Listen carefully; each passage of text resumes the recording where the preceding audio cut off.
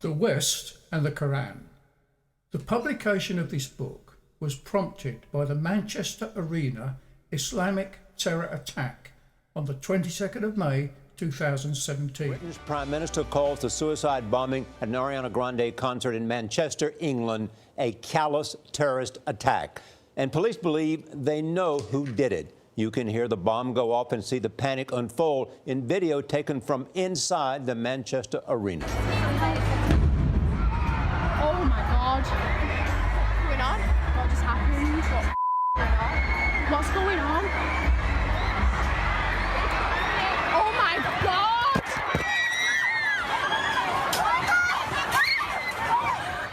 The explosion happened as people were leaving the concert.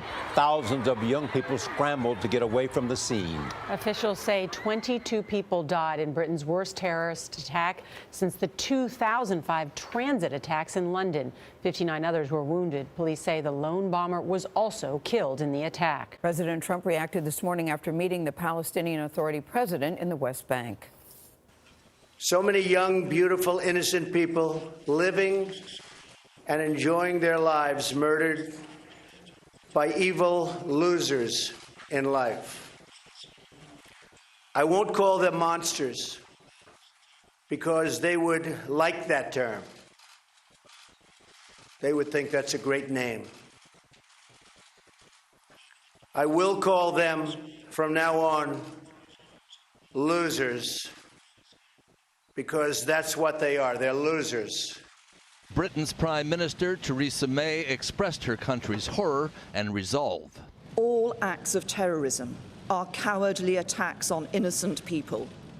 But this attack stands out for its appalling, sickening cowardice, deliberately targeting innocent, defenseless children and young people who should have been enjoying one of the most memorable nights of their lives. And now, on the 20th of August 2020, Hassim, who was arrested in Libya, refused to leave his cell for sentencing, was sentenced to a minimum 55 years in prison.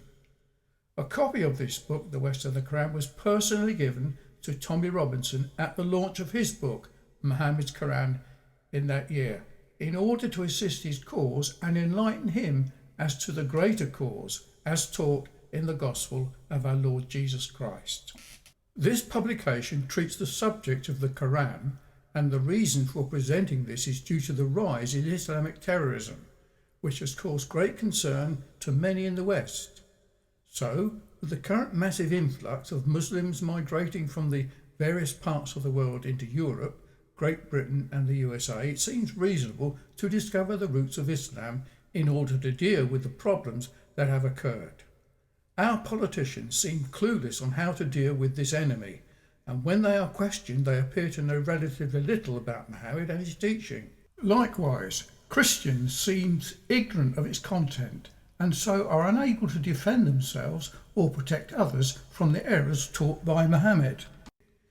One of our greatest prime ministers in Britain, William Gladstone, declared that the Quran was an accursed book, and once held a copy up of Muhammad's Quran in the Parliament, declaring, "As long as there is this book, there will be no peace in the world." Winston Churchill was one of the greatest leaders of the 20th century who served as Prime Minister in the United Kingdom during the Second World War, and again in 1951 to 1955. As an officer of the British Army in 1897 and 1898, he fought against the Pushtun tribes in the northwest frontier of British India, and also at the Battle of Omdurman in Sudan. In both of these conflicts, he had eye-opening encounters with Muslims.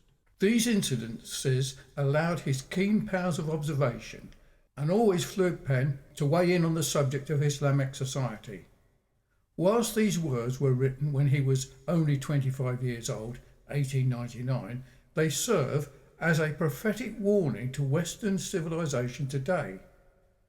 How dreadful are the curses which Mohammedanism, Islam, lays upon its votaries. Besides the fanatical frenzy, which is as dangerous in a man as hydrophobia in a dog, there is this fearful, fatalistic apathy.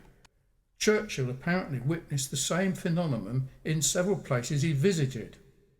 The effects are apparent in many countries. Improvident habits, slovenly systems of agriculture, sluggish methods of commerce, and insecurity of property exists wherever the followers of the prophet rule or live. He saw the temporal and eternal tainted by their belief system. A degraded sensualism deprives this life of its grace and refinement, the next of its dignity and sanctity, he wrote. The second-class status of women also grated at the young officer.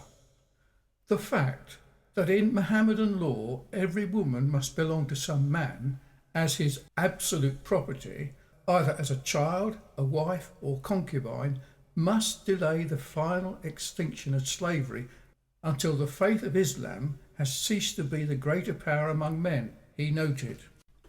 Individual Muslims may show splendid qualities, but the influence of the religion paralyses the social development of those who follow it.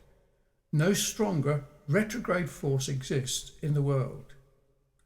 Well before the birth of modern Israel, its terror tactics and drive for world domination were felt. Far from being moribund, Mohammedanism is a militant, proselyting faith.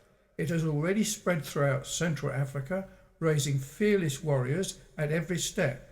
And were it not that Christianity is sheltered in the strong arms of science, the science against which it, Islam, has vainly struggled, the civilization of modern Europe might fall, as fell the civilization of ancient Rome. With the influx of Muslim people from the various parts of the continent, along with their culture, all of which is shaped by the teachings of Muhammad in his Quran, some objections and observations are as follows. Islam means submission.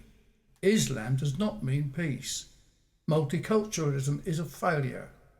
Islam denies the natural rights of women. An objection, halal meat. An objection to Sharia law. Objects to female genital mutilation, FGM. An objection to jihad, which seeks to overthrow Western culture through education, social activity, political activation and law. For this reason, this publication is made available for education purposes, with this prayer that God may grant us all wisdom as to how we may respond to the rise and threat of Islam.